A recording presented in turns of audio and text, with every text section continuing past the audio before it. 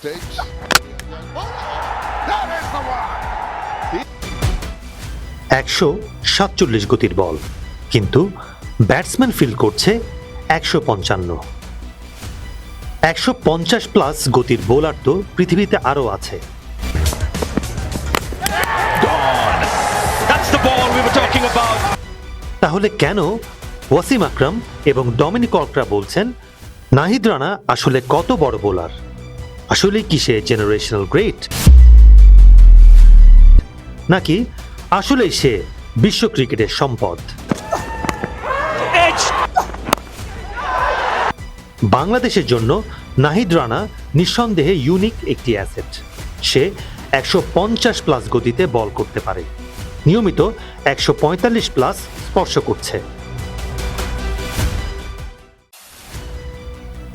কিন্তু এমন বোলার তো পৃথিবীতে আরও কয়েকজন আছে।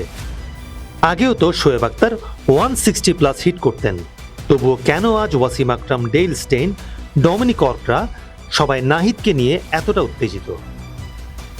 স্থানীয় 3জন ক্রিকেট বিশ্লেষক, সাবেক ইংলিশ অলরাউন্ডার ডমিনিক কর্ক এবং পাকিস্তানি কিংবদন্তি পেসার ওয়াসিম আকরামের বিশ্লেষণ মিলিয়ে দেখা যায় কয়েকটি নির্দিষ্ট বৈজ্ঞানিক ও কারিগরি কারণ নাহিদ রানাকে অন্যদের থেকে আলাদা করে তুলেছে। But really, Naheed Rana is absolutely unplayable out here in May. 6টি সায়েন্স বলছে কেন নাহিদ রানা এক অনন্য উপহার। প্রথমত, এক্সপ্রেস পেস কিন্তু অবিশ্বাস্য কন্ট্রোল।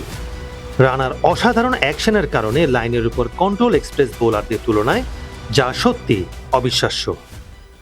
অনেক 150 প্লাস র পেসে ভরসা করেন, কিন্তু রানা মিডিয়াম পেসারদের মতো নিখুঁত করিডোরে বল ফেলতে পারে। মানে গতি তো আছেই, কন্ট্রোলও আছে।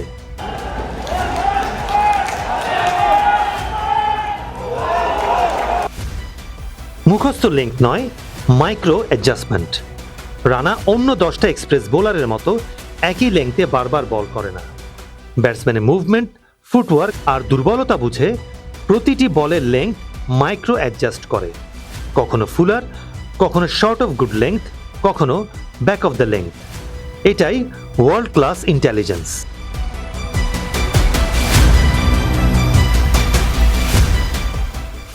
এছাড়াও রয়েছে হুইপ লাইক রিলিজ আর স্কিড। রানার উচ্চতার তুলনায় রিলিজ পয়েন্ট একটু নিচু, সাথে তার আর্মে সামান্য হাইপার এক্সটেনশন আছে, ফলে রিলিজ হয় অনেকটা চাবুকের মতো। এই কারণে বল পিচে পড়ে স্কিড করে সামান্য এগিয়ে যায়, ব্যাটসম্যান রিঅ্যাকশন টাইম অনেক কম পায়।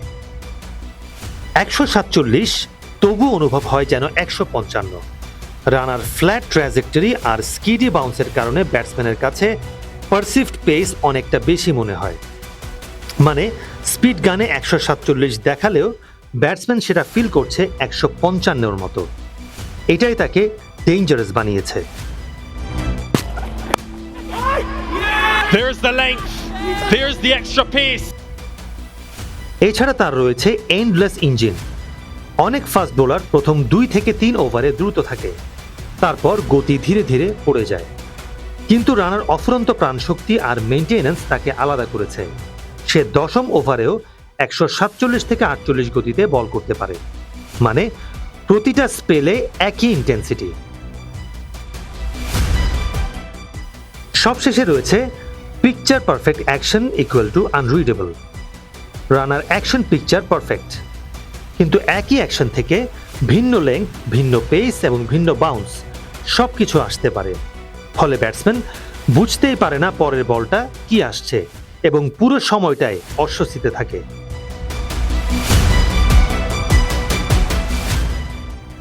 এই 6টায় সায়েন্সই বলছে নাহিদ রানা শুধু বাংলাদেশের অ্যাসেটই নন, সে বিশ্ব ক্রিকেটের ফিউচার সুপারস্টার হওয়ার সব উপাদান নিয়ে এসেছে। কিন্তু এখন প্রশ্ন একটাই, বাংলাদেশ কি তাকে ঠিকঠাকভাবে হ্যান্ডেল করতে পারবে? Sheikh Raihan, channel RA news desk.